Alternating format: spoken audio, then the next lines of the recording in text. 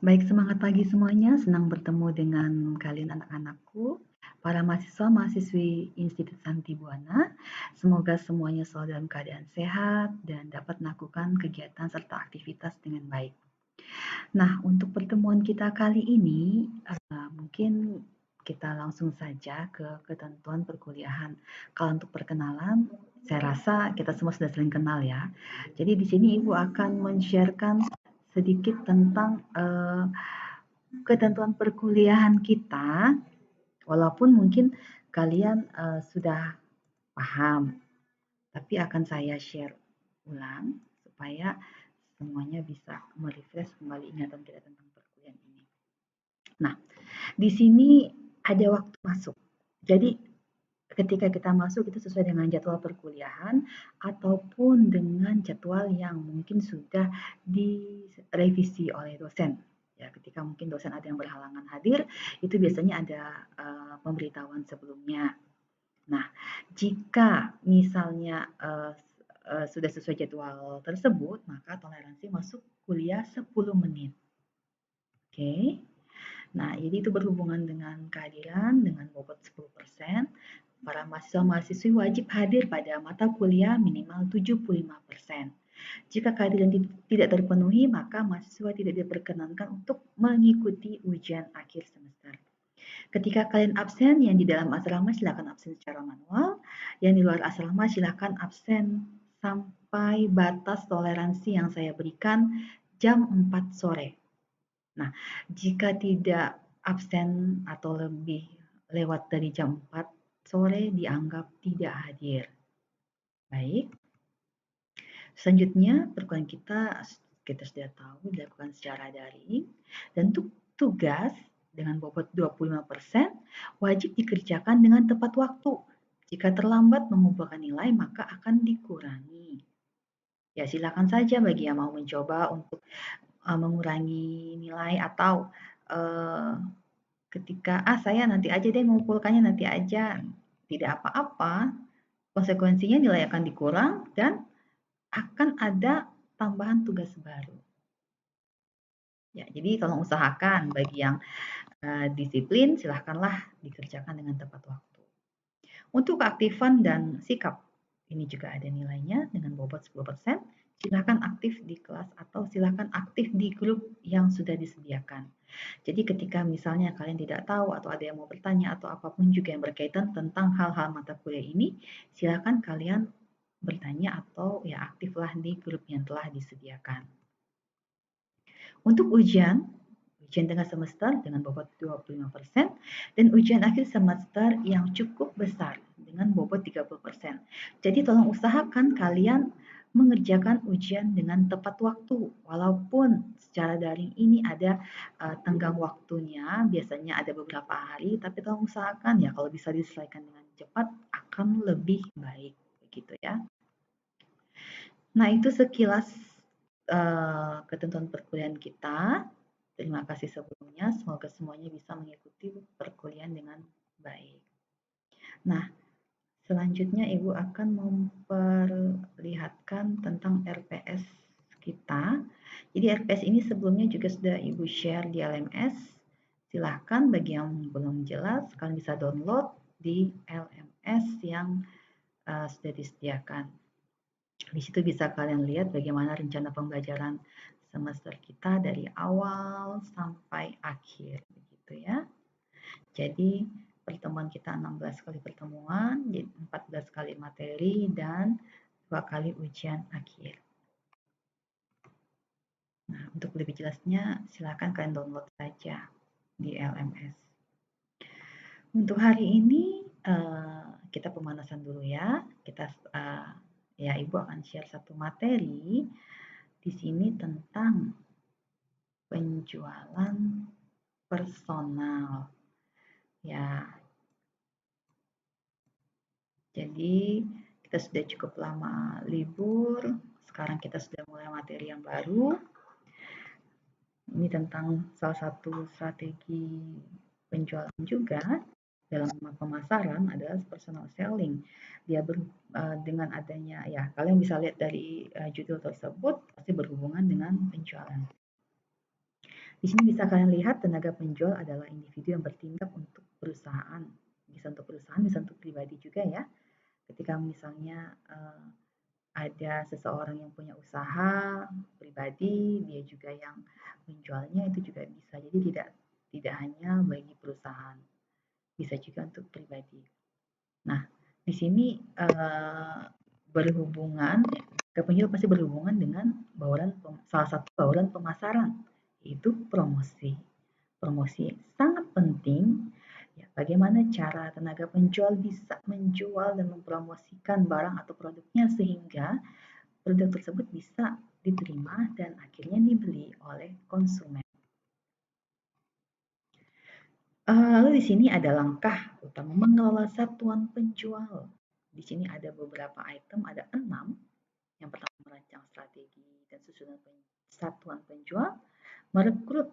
Bagaimana sih memilih dan merekrut satuan penjual tersebut? Lalu kita melatihnya.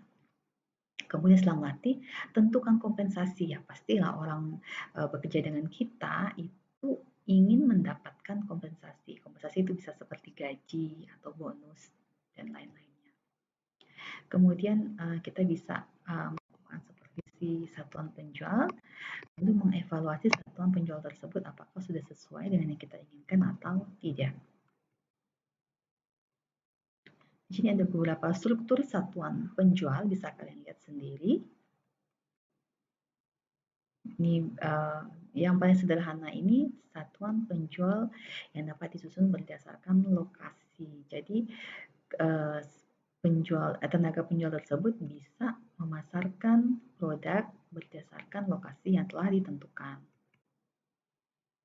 Di sini juga ada beberapa tempat yang menyangkut susunan satuan penjual dari wilayah, terus penjual produk, penjual pelanggan, ataupun struktur tenaga penjual secara kompleks. Nah, di sini ada 2 pilihan strategi satuan penjual, ya, di luar dan di dalam. Jadi outside sales force, kekuatan penjual di luar, dan inside sales force, kekuatan penjual di dalam. Kekuatan penjualan di luar itu berarti tenaga penjual langsung berhadapan dengan si pembeli, sehingga mereka saling bertukar atau bernegosiasi tentang produk dan harga, sehingga terjadilah pertukaran antara si penjual barang dan si pembeli. Nah, ketika satuan penjual strategi yang lain itu seperti inside sales force, para penjualnya melayani para pembeli yang datang ke kantor langsung.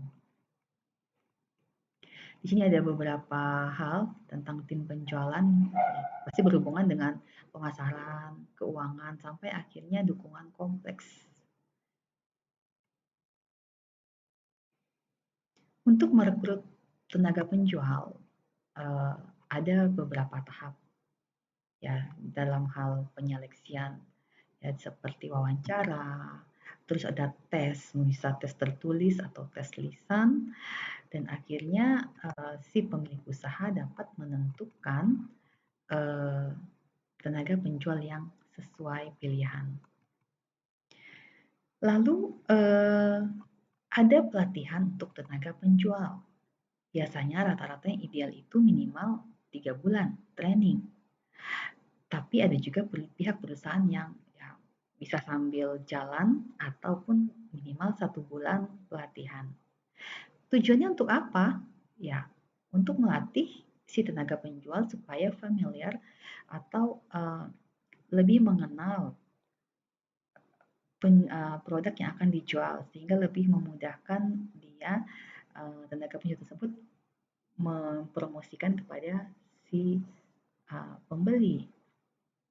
Memang pelatihan itu mahal, tapi hasil akhirnya akan lebih baik. Bayangkan ya kalau misalnya tenaga penjual tidak kita latih, tiba-tiba kita suruh jualan, apa yang terjadi? Pasti hasilnya kurang baik. Berbeda dengan tenaga penjual yang sudah kita latih sebelumnya. Pasti tenaga penjual tersebut tahu tentang produk, tentang ya kelebihan produk tersebut, sehingga bisa meyakinkan konsumen, sehingga penjualan bisa lebih baik. Nah, ini yang sangat penting ya. Kompensasi siapapun yang bekerja, ya tenaga penjual itu juga pasti menginginkan gaji yang baik, terus misalnya ada tambahan komisi ataupun bisa ditambah dengan bonus.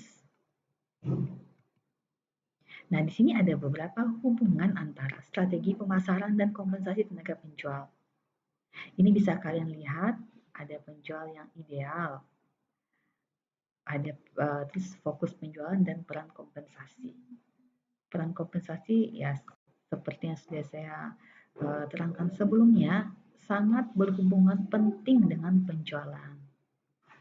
Ketika kompensasi besar, ketika hasil penjualan yang dilakukan oleh tenaga penjual banyak, otomatis akan memberikan hasil yang baik juga kepada perusahaan. Sehingga kompensasi bisa semakin naik yang akan diberikan kepada penjual yang akan diberikan kepada tenaga penjual tersebut. Nah, ini supervisi tenaga penjual sangat penting juga. Jadi bisa memberikan arahan dan motivasi kepada seluruh tenaga penjual.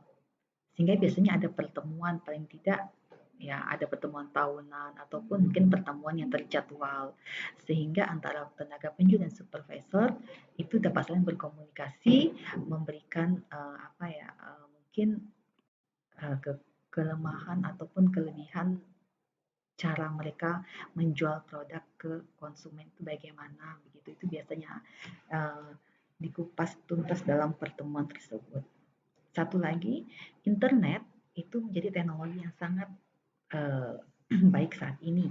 Kenapa? Karena banyak sekali tenaga penjual yang menjual produknya itu melalui internet secara online karena akan lebih efektif daripada secara offline. Di sini ada beberapa cara mengevaluasi tenaga penjual dari segi prospek sampai bagaimana cara menindaklanjutinya. Ini bisa kalian baca. Nah,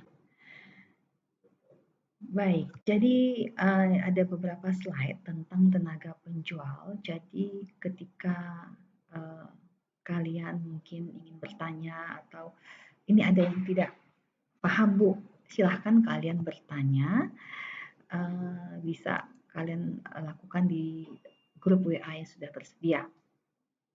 Jadi di situ silakan yang tidak paham bertanya tentang materi kita yang saat ini. Baik, untuk sementara hari ini saya cukupkan dulu sampai di sini dan ya saya minta kalian semua tetap semangat walaupun kita masih masa dalam pandemi, tetap semangat, tetap belajar sampai akhirnya kita selesai melaksanakan kewajiban kita sebagai mahasiswa. Ya, ada sedikit pesan singkat.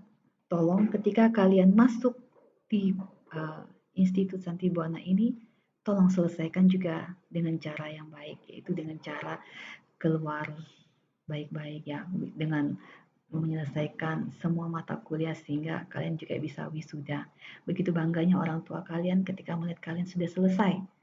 Nah, jadi kalian juga bisa menyenangkan hati orang tua juga merasa bangga dengan kalian. Nah, itu sedikit pesan singkat saya. Ya, sampai jumpa di pertemuan kita selanjutnya. Terima kasih.